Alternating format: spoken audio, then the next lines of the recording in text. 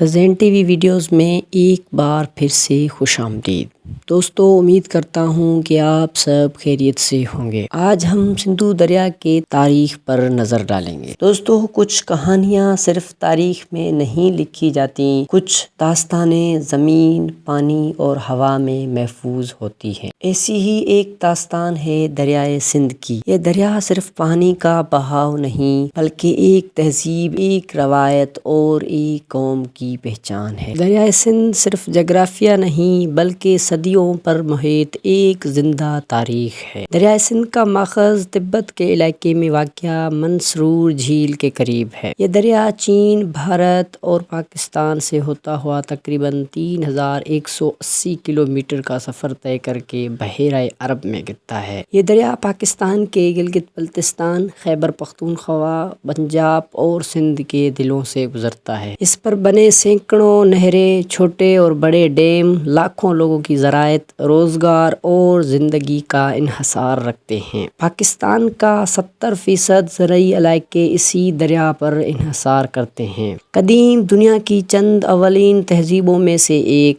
وادی سندھ کی تہذیب اسی دریا کے کنارے پروان چڑھی۔ موہنجو دڑو، ہڑاپا، چاہوں دڑو اور دہر جیوار جیسے شہر اس تہذیب کے شاندار جھلک ہیں۔ یہ تہذیب 2600 قبل مسیح سے 1900 قبل مسیح تک عروج پر رہی۔ یہاں کے لوگ باقاعدہ منصوبہ بندی سے شہر بساتے، نکاسی آب کا نظام بناتے اور تجارت میں ماہر تھے۔ یہ تہذیب لکھائی، مہروں اور صنعتی ترقی میں اپنے وقت سے بہت آگے تھے۔ یہاں کی زبان آج بھی ایک راز بنی ہوئی ہے جو ثابت کرتی ہے کہ یہ لوگ کتنے ذہین اور ترقی یافتہ تھے۔ ہزاروں سالوں سے دریائے سندھ کو روحانی تقدس حاصل رہا ہے۔ ہندو دھرم میں اسے مقدس مانا جاتا تھا۔ بہت سی پرانی عبادات، رسومات اور تہوار اس دریا سے منسلک تھے۔ جب اسلام کا نور برصغیر میں آیا تو بھی دریائے سندھ کی اہمیت برقرار رہی۔ علماء، صوفیاء اور مبلغین اس دریا کے کنارے تبلیغ کیا کرتے تھے۔ سندھ کو باب الاسلام کا درجہ ملا اور یہ دریا اس دروازے کا پہلا پڑاؤ تھا۔ تاریخ گواہ ہے کہ ہر فاتح کی نظریں دریائے سندھ پر تھیں۔ آریہ قوم یہاں آئی۔ فارسی بادشاہ دارا اول نے سندھ کو سلطنت فارس کا حصہ بنایا۔ سکندر اعظم نے اسی دریا کو عبور کر کے ہندوستان فتح کرنے کی کوشش کی اور محمد بن قاسم نے اسی دریا کے کنارے راجہ داہر کو شکست دی اور یوں دریائے سندھ اسلامی تاریخ کا حصہ بن گیا۔ بعد میں مغل بادشاہوں نے اس دریا کو زرعی ترقی کا مرکز بنایا۔ 1857 کے بعد جب برصغیر مکمل طور پر انگریزوں کے قبضے میں آیا تو انہوں نے دریائے سندھ کی اہمیت کو سمجھتے ہوئے ایک منظم نہری نظام بنایا۔ یہ نظام نہ صرف زراعت کو فروغ دینے کے لیے تھا بلکہ سیاسی کنٹرول کا ذریعہ بھی۔ انہی نہروں کی بنیاد پر پاکستان کا موجودہ زرعی نظام قائم ہے جو دنیا کے سب سے بڑے مصنوعی نہری نظاموں میں سے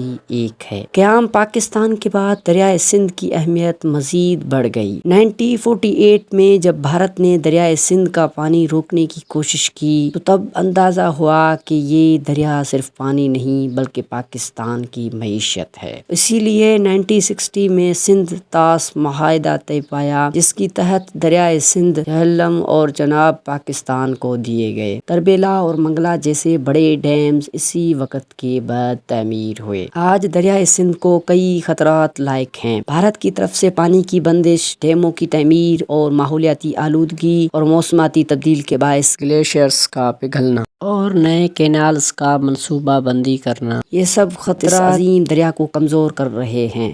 اگر فوری اقدامات نہیں کیے گئے تو یہ دریا جو کبھی زندگی تھا خطرناک بحران بن سکتا ہے۔ یہ دریا ہمارے ماضی کی شان، حال کا سہارا اور مستقبل کا دار و مدار ہے۔ ہمیں دریائے سندھ کی حفاظت کرنی ہوگی، صرف اس لیے نہیں کہ یہ پانی کا ذریعہ ہے بلکہ اس لیے کہ یہ ہماری پہچان ہے، یہ پاکستان کی روح ہے۔ تو آج کے لیے اتنا ہی۔ ویڈیو کو لائک اور شیئر کرنا نہ بھولیں اور اگر آپ چینل پر نئے ہیں تو سبسکرائب لازمی سے کر لیں۔ ملتے ہیں کسی اگلے ویڈیو میں، تب تک کے لیے خدا حافظ۔